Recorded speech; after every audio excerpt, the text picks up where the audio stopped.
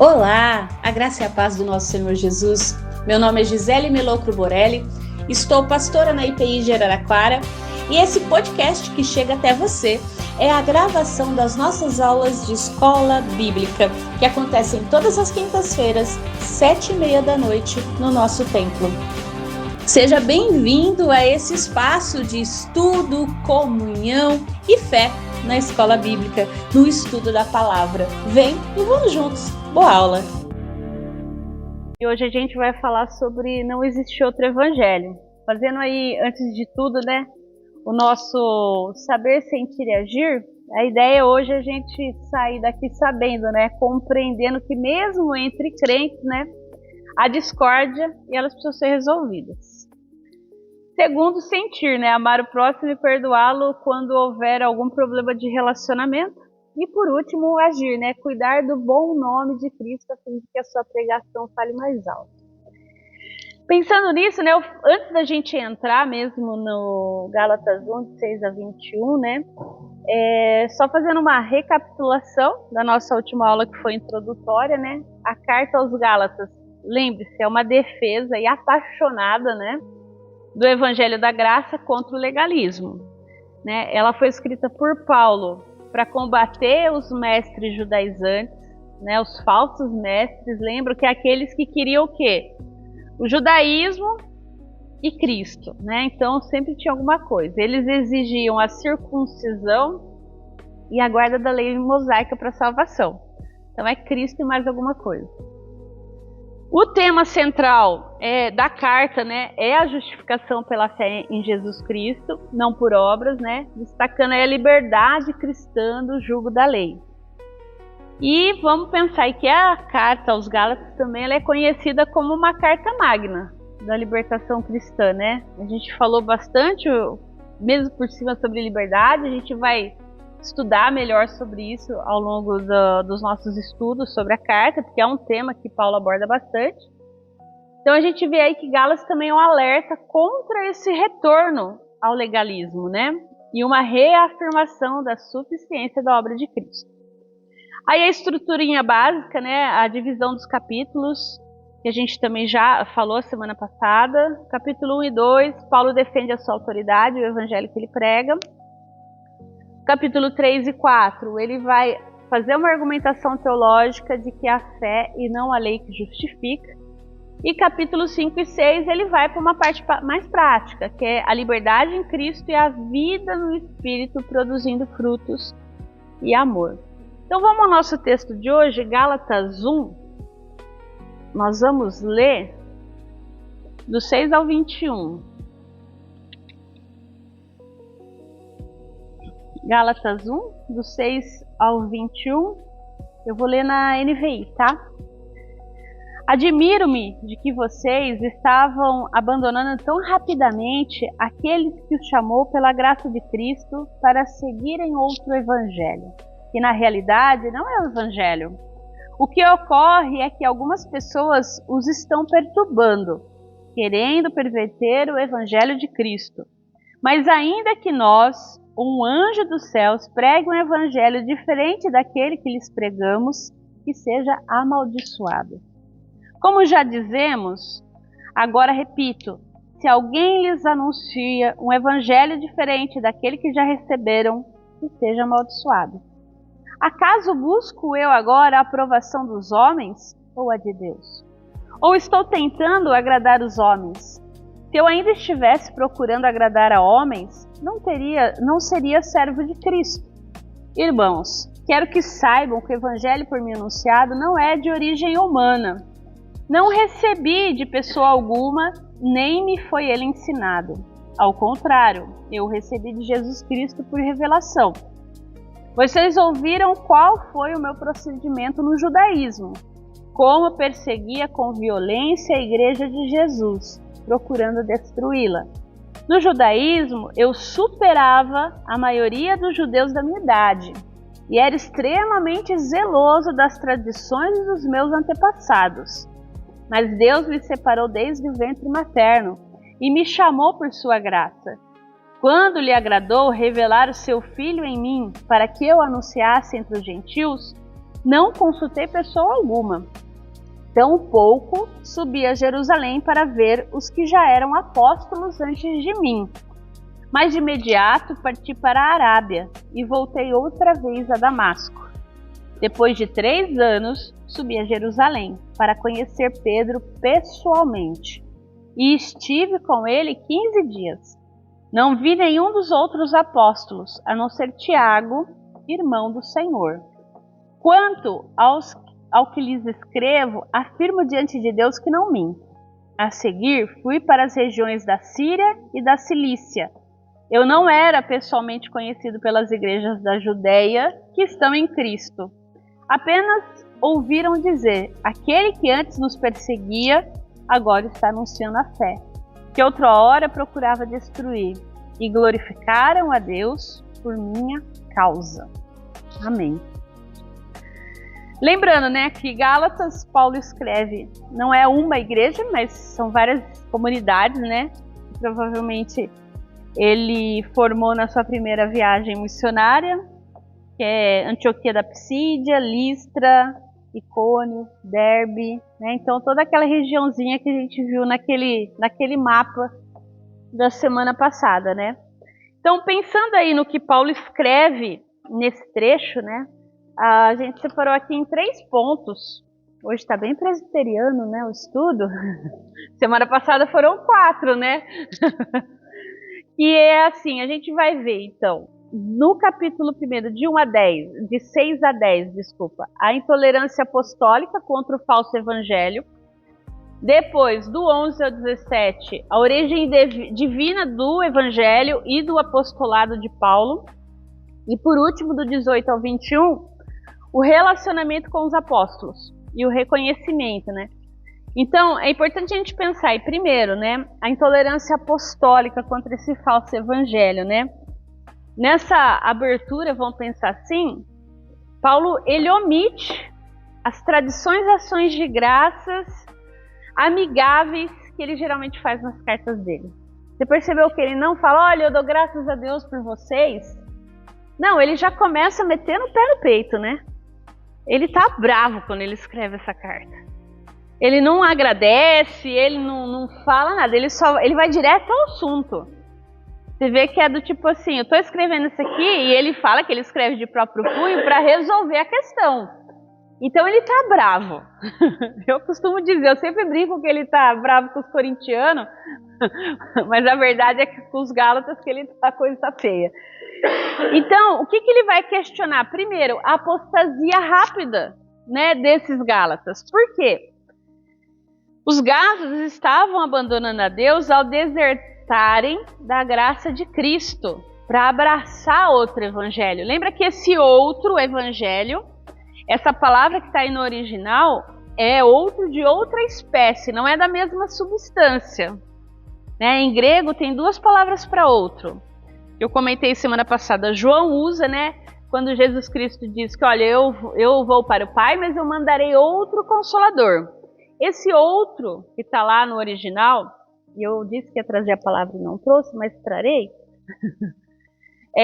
diz respeito à mesma substância. Por isso que na teologia, quando a gente fala do Deus Trino, Pai, Filho e Espírito Santo, é a mesma substância, né? A gente usa o credo apostólico, né? Creio em Deus Pai Todo-Poderoso, no Espírito Santo, Jesus Cristo. Deus de Deus, luz da luz, Deus da mesma substância. Agora me fugiu o termo correto. Qual que é a ideia? É feito da mesma essência. Agora esse evangelho que Paulo está dizendo aqui é outro evangelho. Não é a mesma coisa que eu preguei para vocês a primeira vez. Esse outro aqui é diferente. Tem coisa misturada aí. É essa a ideia aqui. Então, de outro realmente no sentido de ser diferente do evangelho que ele pregou. E aí, qual é o outro? Qual é essa diferença, né? Afastar-se da suficiência de Cristo para confiar nas obras humanas.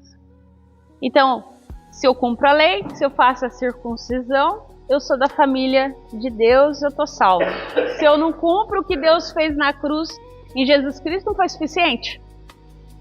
Então, essa é a essência desse outro evangelho. E aí ele vai falar no verso 7 da distorção dos judaizantes, né? Que é essa galera, esses falsos mestres que eram cristãos, que eram da comunidade, tá?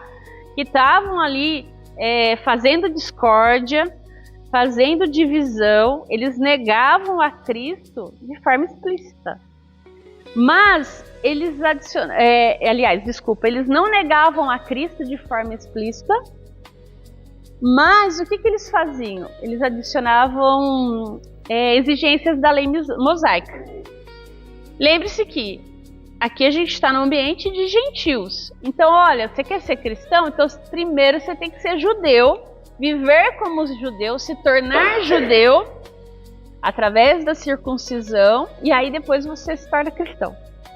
Por isso, judaizantes, né? A ideia de se tornar judeu antes de tudo. Misturar obras à fé. O que Paulo está falando a esse outro evangelho é o quê? É destruir a essência do evangelho. E aí no 8 e no 9, né, a palavra que a gente aí, maldito, né, que a gente lembra muito mais da tradução Almeida Revista Atualizada, é o anatema, né? Que seja anatema, que seja amaldiçoado, né? E ele vai falar que, inclusive se ele pregar um outro evangelho, que ele também seja amaldiçoado. Ou seja, ele está escrevendo, olha, eu fui até vocês, eu preguei o evangelho, se eu chegar aí com outra história, com outro evangelho, eu também sou amaldiçoado. Manda internar. Essa é a ideia. E ele vai falar que mesmo outro anjo do céu vindo e pregando outro evangelho, anatema. Então, a verdade aí objetiva da palavra de Deus, ela está acima de qualquer autoridade humana ou mística. É isso que ele quer colocar, né? E se a gente pensar com essa visão de Paulo, né? A gente pode olhar para a história humana e a gente vê que ao longo dos tempos, outros evangelhos foram pregados. Você tem aí várias seitas que a gente tem a revelação. O livro do fulano de tal, o profeta fulano de tal, é Adam Smith, é Ellen White. Toda essa galera o quê? Trazendo um outro evangelho. Né? E aí tem gente que põe dentro desse bojo, por exemplo, a questão do... Tá na ponta da língua. Fugiu agora o... Não. O Alá. Maomé. Que tem assim, tem uma vertente. Eu lembro que uma vez eu assisti uma palestra lá na Igreja Batista da Rua 7. E o pessoal falava que, por exemplo, o Alcorão seria um outro evangelho. Porque Maomé deixa claro que ele recebeu a revelação de um anjo. Então, assim, eu lembro do pastor falando sobre isso e dizendo, olha, nessa perspectiva, o Alcorão é um outro evangelho. Não, assim, é uma boa nova, mas não é a boa nova verdadeira. Olhando, né, por essa descrição que Paulo faz, ou seja dentro do cristianismo ou fora, tudo aquilo que está além da obra de Cristo, eu tenho que adicionar alguma coisa? É outro evangelho, é outra essência. Não é o evangelho de Cristo que ele está pregando. É essa a ideia. Então é interessante isso, porque aí você começa a fazer uma leitura, porque você vai vendo até dentro das igrejas evangélicas hoje, essa adição de Cristo e mais alguma coisa. Né, que foi o que a gente tem falado bastante, né? Eu tenho que estar na igreja todo domingo. Se eu não tiver, né, e eu morrer no dia seguinte, perdi a salvação, por exemplo. Então não foi por causa do que Cristo fez, foi porque você estava fiel lá todo domingo. Né? Então a gente acaba adicionando obras à nossa... E às vezes não é consciente, viu? Às vezes de forma até inconsciente a gente tem essa percepção. Aí ele vai falar no verso 10 da aprovação de Deus versus os seres humanos, né? Então o ministério fiel, ele não busca o favor humano ou pragmatismo eclesial. Então, servir a Cristo exige a coragem de desagradar o mundo e confrontar o erro teológico. E aí é desafiador. Porque mesmo nós, pastores, presbíteros, a gente vai ter dentro dos concílios, dentro das demandas da nossa, vamos pensar assim, vamos usar um termo bem, categoria, situações onde você é provado a deixar o evangelho de lado, a agradar as outras pessoas, né? Assim, abrir mão de princípios e valores do reino para você se dar bem. E se você não faz isso, você pode ser perseguido, você pode ser deixado de lado, enfim.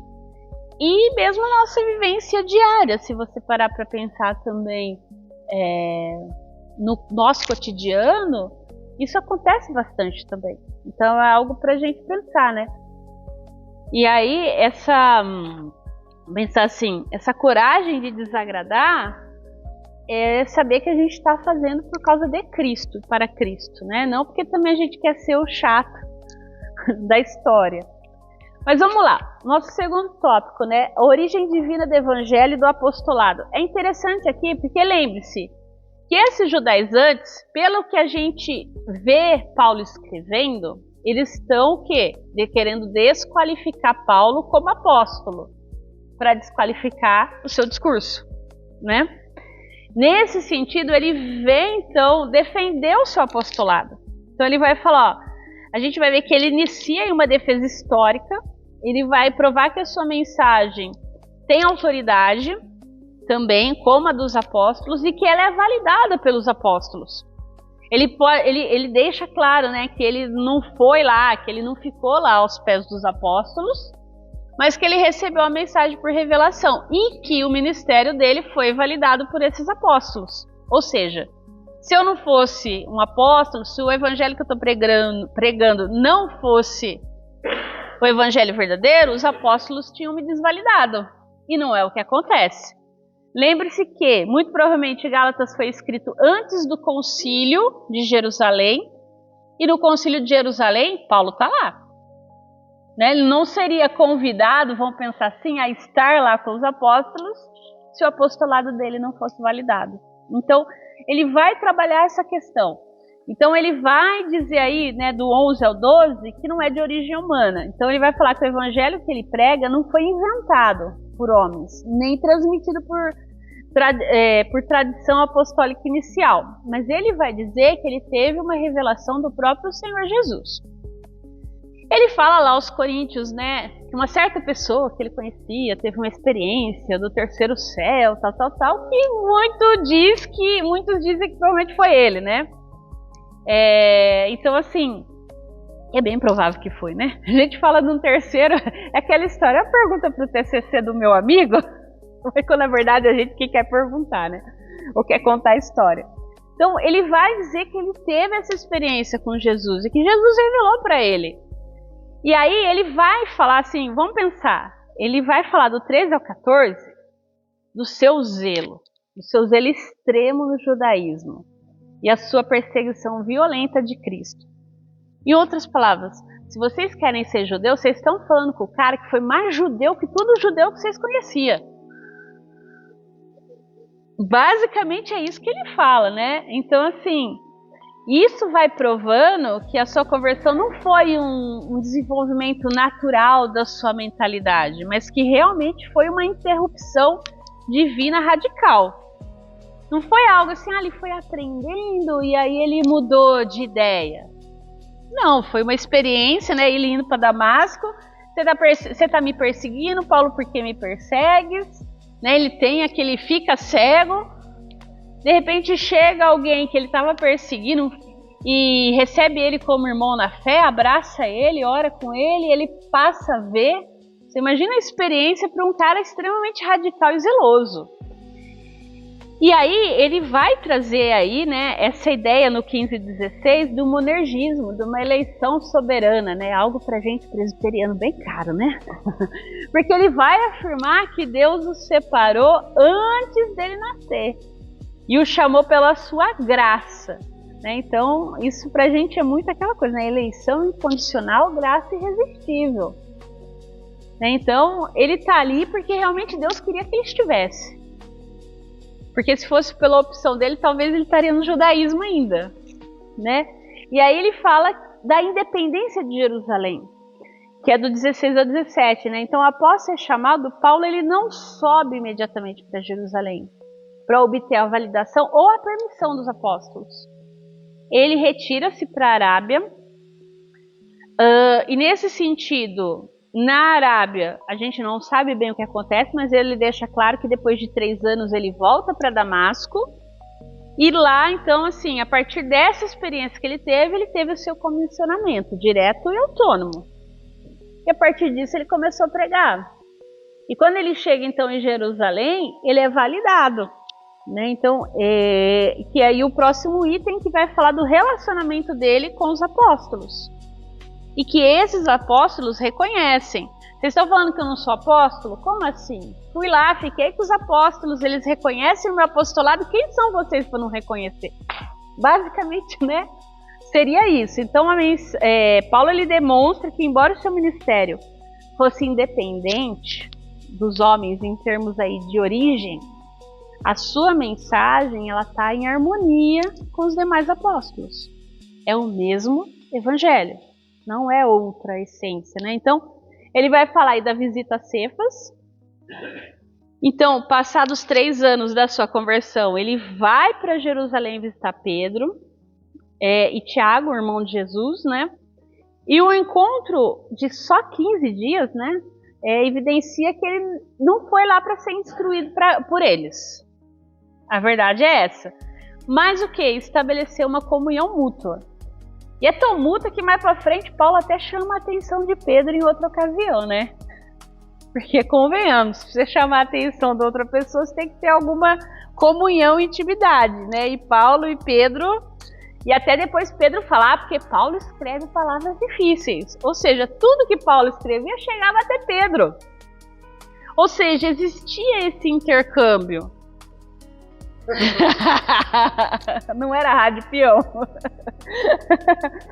Mas o fato é que ele não vamos pensar, ele não sentou aos pés dos apóstolos para ouvir a mensagem, mas o que deixa entender que esses 15 dias que eles estiveram junto, essa mensagem foi compartilhada e validada, né? Isso que eu acho que é maravilhoso nisso. Eu acho que é aquela coisa, então, comigo foi assim, né?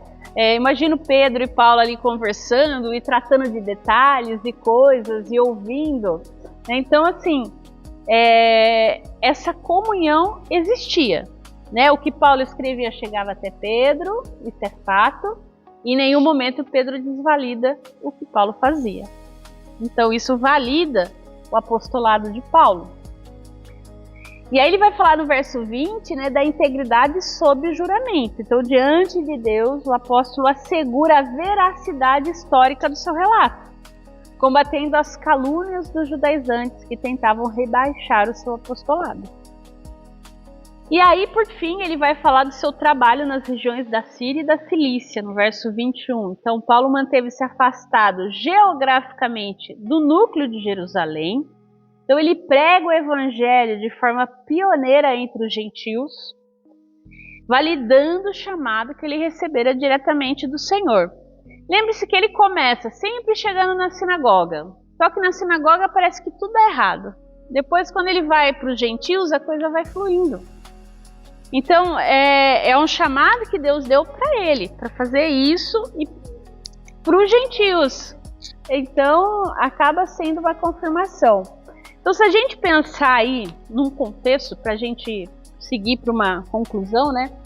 A mensagem de Paulo nesse trecho aí, né, de 6 ao 21, não é só histórica, mas é um alerta também para nós hoje, para nossa contemporaneidade.